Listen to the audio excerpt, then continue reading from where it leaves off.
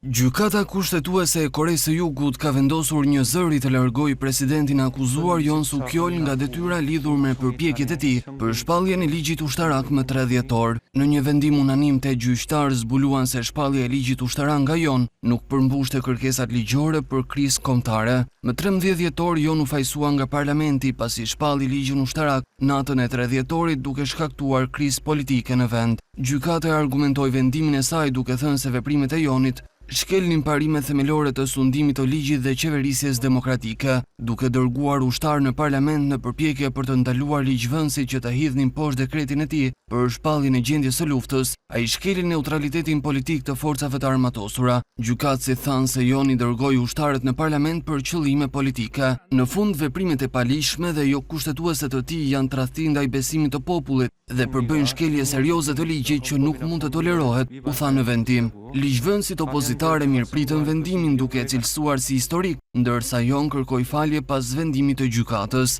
Vërtet më vjen keq që nuk mund të përmbush pritjet tuaja, tha ai përmes një deklarate të shkurtër. Largimi i Yoonit nga posti i presidentit, që hyn në fuqi me njëherë, i hap rrugë zgjedhjeve të reja presidenciale, të cilat duhet të mbahen brenda 60 ditësh. Autoritetet thanë se në ditët në vijim do të njoftojnë për datën e zgjedhjeve të reja.